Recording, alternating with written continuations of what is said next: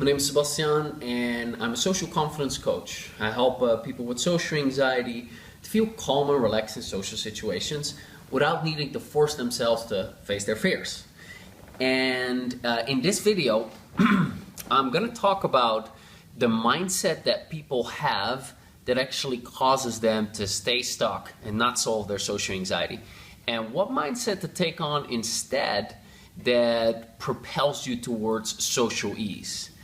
Now, my guess is that initially you might not like that mindset, but hang in because it's actually very, very helpful. And in my experience, it's actually essential in order to overcome your social anxiety. Because if you don't adopt that mindset and you stick with the old mindset, you're just gonna keep trying things and it won't work. You'll be more frustrated and you'll stay stuck, and the despair and hopelessness that you'll ever overcome your social anxiety, that will remain. Whereas when you take on this empowering mindset, things will start working for you. Progress will be made, and you'll start to notice that you have less anxiety and more confidence, and you'll be on the roll. So let's start out with the loser mindset. Now, the loser mindset is, I need a quick fix now. And it's a very common mindset that I see a lot of the time, and it keeps people stuck. And it makes a lot of sense to have this mindset because when you look at our society, it is all about quick fixes. Hey, I'm hungry, I don't want to cook, let's order food. Hey, I have a headache, let's take a pill. Oh, I want to lose weight, well, what kind of diet pills can I take? And we're very catered to with quick fix solutions. And often there are really cool shortcuts to things and little hacks and everything, and they're great and I use them all the time. But when it comes to social anxiety, when it comes to overcoming it, this whole quick fix mentality is not great. Now, when people have this kind of mentality and they hear about tapping EFT for the first time, they're like, whoa, great. Finally this magic pill that I found. I'm going to use this tapping and overcome my social anxiety in no time. Within a couple of days or a couple of times tapping, I'll be free of my anxiety and it'll all be good. Life is easy from then on. And then they try it and they might make some progress, but then a couple of days later, they feel anxious again. And they're like, hey, it didn't work. Or maybe they tried a bunch of times and they read a bit about it and it still doesn't work for them. And it's like, oh man, I'm such a tough case, nothing ever works for me. Or they might go, well, it's a nice relaxation technique, but it doesn't do more than that. Well, that's pretty sad because that's not the situation. When you actually, when you apply the tapping in the right way and you deal with the core issues and you persist, that's when you can get life-transforming results and you can actually be free of your anxiety, where you're comfortable socially, when you just freely express yourself. Even when you half trip over your words like I'm doing now, it will be okay because you won't care so much anymore what other people are thinking, and you'll just be able to be you, unfiltered you. So that's possible, but the whole quick fix mindset is not helpful. Now, I can understand that mindset very well because when I first found tapping, I was like, whoa, finally, after all the affirmations and hypnosis and NLP and facing my fears and all that stuff, finally something that's gonna work. This is the magic tool, the magic trick that I've been looking for. And I was wrong. First of all, it didn't work for me initially, but I had seen all the EFT DVDs with the founder, Gary Craig, and he was working, I saw on screen him working with people with low self-esteem, people with public speaking fears, flying phobias, all these things that I thought were quite related to my issue. I'm like, this must work for me too. And so even though it didn't work for me initially, I was like, I'll keep going. There's something in this for me. And then when I initially had my first shift on this workshop, where I worked with the workshop leader, and he asked me a bunch of questions, and I felt the shame, and I did the tapping, and the shame disappeared. I was like, oh my God, I found the golden miracle cure, one-size-fits-all solution for everything, and within a couple of sessions, I'll have rock star social confidence, and, it'll be bliss for the rest of my life. But that didn't really happen. Now, my overall social anxiety did decrease significantly very quickly, but overcoming my overall social anxiety, that actually took a long time. And in the beginning, that was very, disheartening, because I had felt that the tapping worked, but then in other situations I would be extremely anxious again. And I'm like, well, did it really work? Am I fooling myself?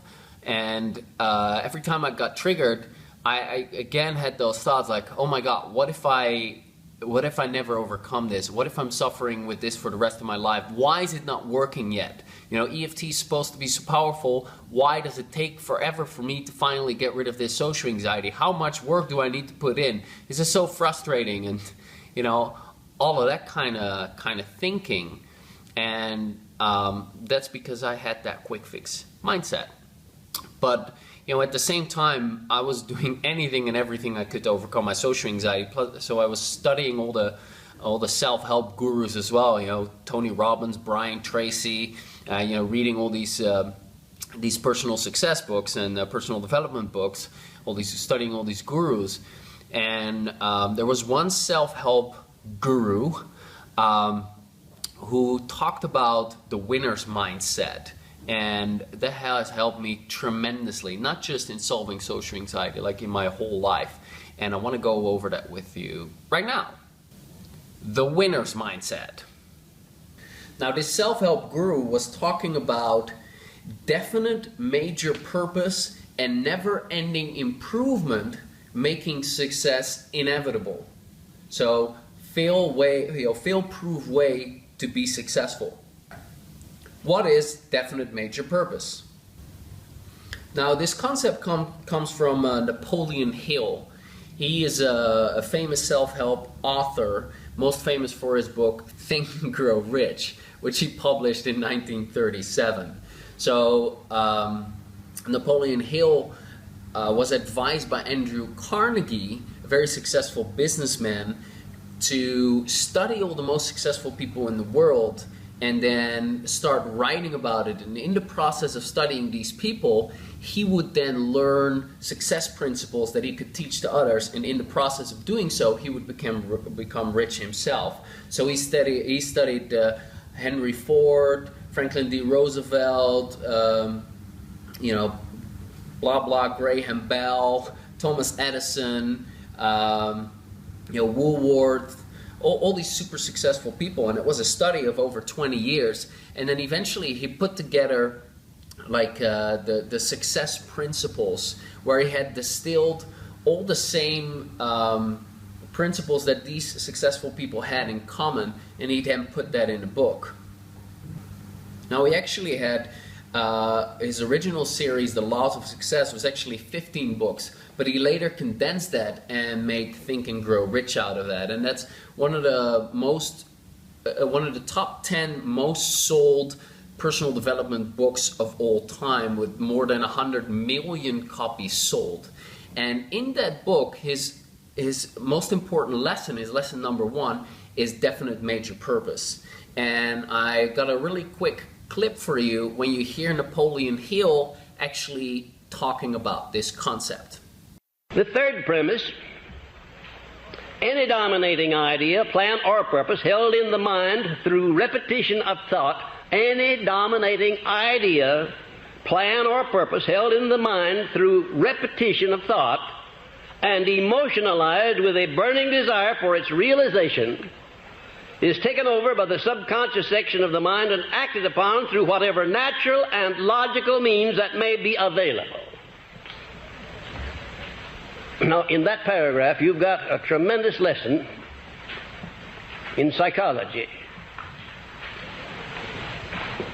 If you want the mind to pick up an idea and to form a habit, so that the mind will automatically act upon that idea.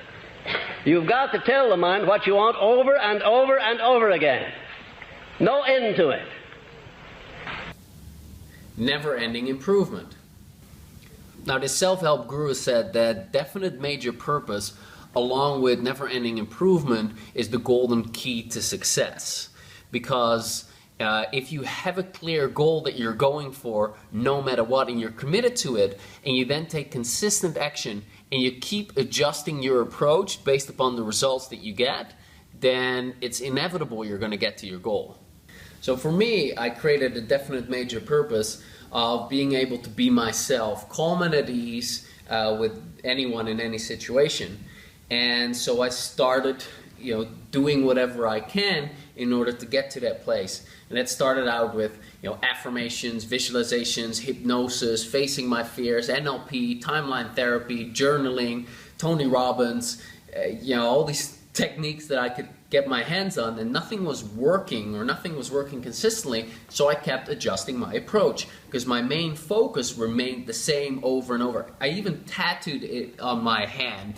I made a little cross when I learned about that principle. I'm not sure if you can see it, but that was the reminder of like, I'm gonna keep going until I'm free of this anxiety. Because up until the age of 11, I had no anxiety, so I knew what it was like to be free. So I knew there was something off, that it wasn't normal what I was experiencing, and I wanted to go back to finally being free, who I was, free to be myself again, who I really was.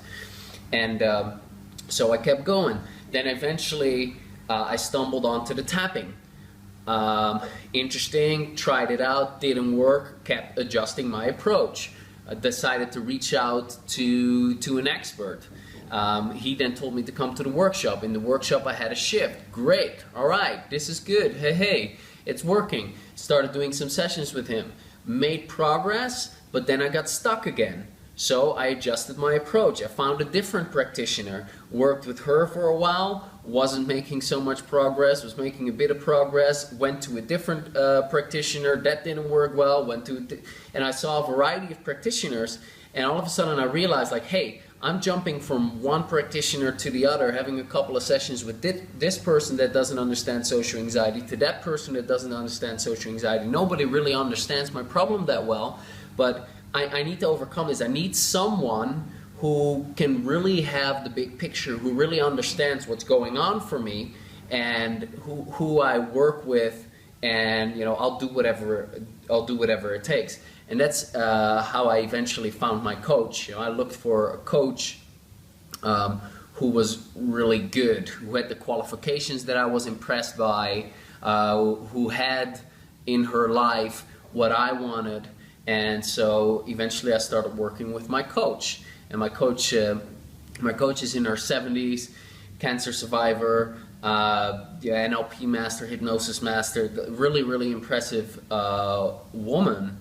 And she has been tremendously helpful in overcoming my social anxiety. And it's taken a long time for me to really pick apart all the little parts of my life where I had anxiety. And that was just the first step. Once I was free of my anxiety, I still wasn't enjoying socializing.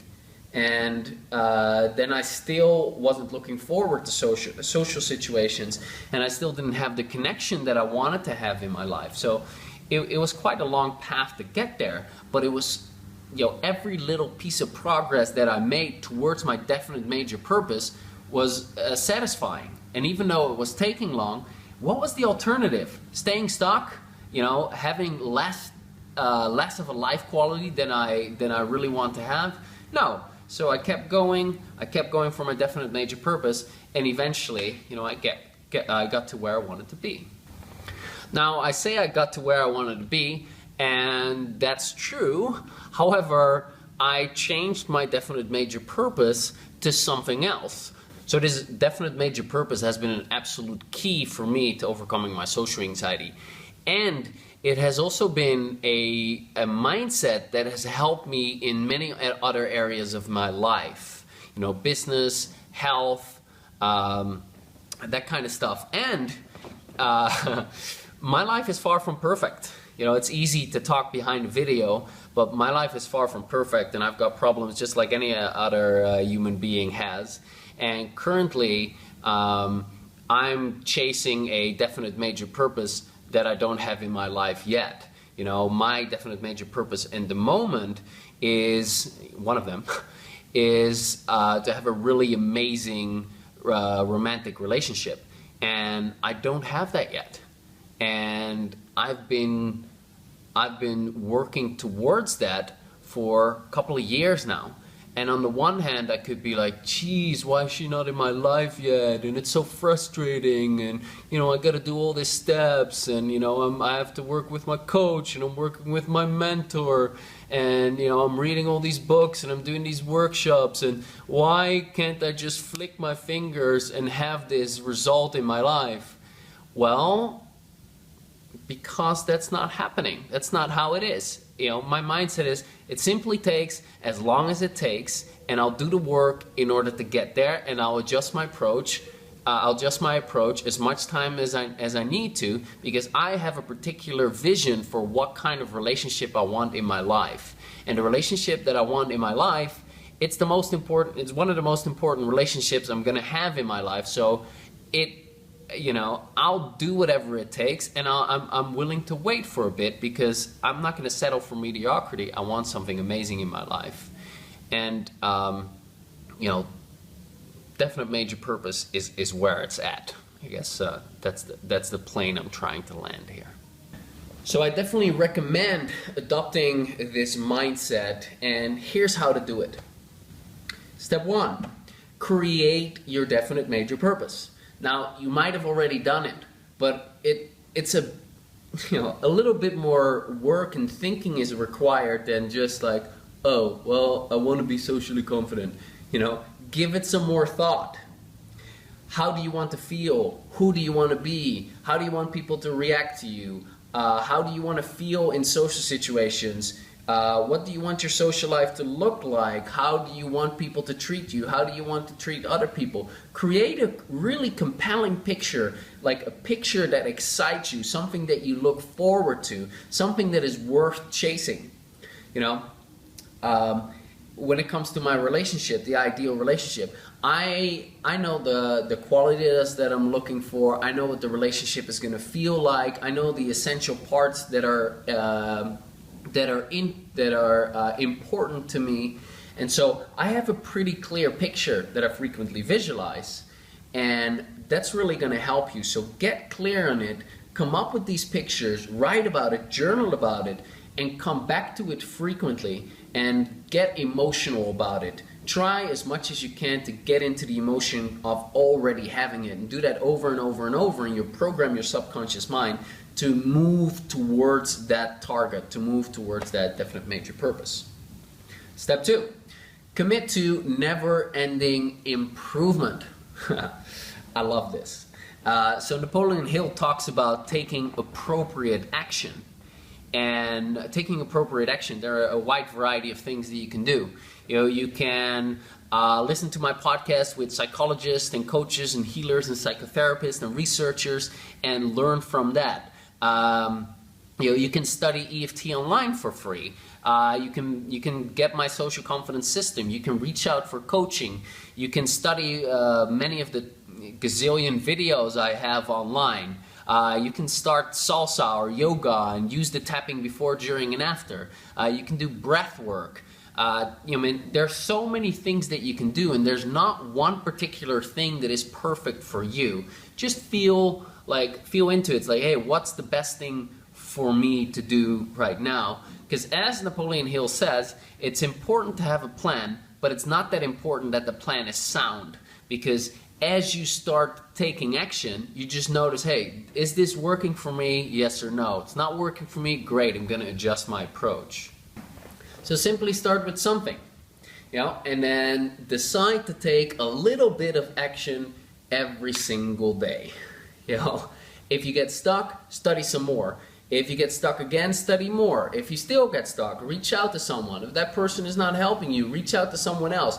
Keep going. As long as you take action every day, you're going to get there. You're going to make progress, and you'll find out what works well for you. There are many ways that lead to Rome, and you'll find one way for you that leads to Rome, or social confidence. Now, it might take you 3 weeks to overcome your social anxiety. It might take you 3 months. It might take you 3 years, or even 13 years. But get it out of your head that you need to have it fixed now. Simply, commit to your definite major purpose and go for it with all you have. And how long will it take? It simply takes as long as it takes. I read this story about this former NFL player who he went out fishing by himself, and you might be familiar with this story, but he went out to the sea about nine miles out, and he was in his boat, and his boat was on automatic 4 miles an hour or something, and he was fishing. And he caught something, and then while he was reeling the fish in, a wave hit his boat, and he fell off the boat, and the boat was going by itself off. So now he had to swim back to the shore 9 miles. That is very, very far, and not a good position to be in. So he decided, all right, I'm going to swim west, and I'm going to make it to the shore, and I'm going to get there no matter what it takes. And it took him 16 hours of swimming to get to the shore. Swimming, crawl to the front, lying on his back, going backwards. And he said in the interview afterwards, I have 2 daughters, and there was no way that I was not going to make it back to the shore. I had my, he didn't say dad, but he had his definite major purpose in mind. He was going to make it to the shore no matter what, no matter how long it take, no matter what was going on. He said that he was circled by a shark at some point, and jellyfish was biting him, but he was going to make it, and he did make it. So, I think that's quite an inspiring story and a great example of, hey, it's going to take as long as it takes, but I'm going to do whatever it takes, and I'm going to start the day. I'm going to take action every single day. I'm going to adjust my approach until I have my outcome. So, create a definite major purpose, get really crystal clear on that picture, take action every day, and keep adjusting your approach. As you start doing that, you'll begin to make progress. You'll start to see what works and what doesn't work. You'll do more of what works, you do less of what doesn't work, and now you've got momentum going. And as the momentum is going, you keep doing what works, habits will start to form, and before you know it, that positive snowball of momentum towards social ease is running down the hill, and things are going well for you. The most difficult thing is actually getting started.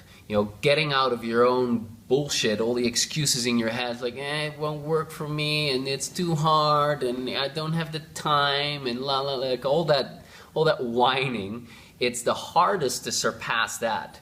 Once you actually take a little bit of action, even if it's 5 minutes or 10 minutes, you'll get a little boost of confidence from that, and that will make it more likely that you do it again the next day. Here's the first thing that I suggest you do after watching this video.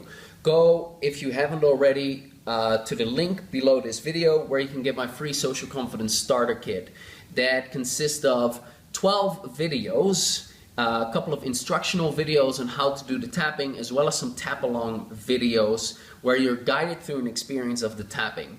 Then that already teaches you a lot of the basics of the tapping, and now you can start taking action towards your definite major purpose, which of course is something you're going to write down, crystallize, come back to, journal about.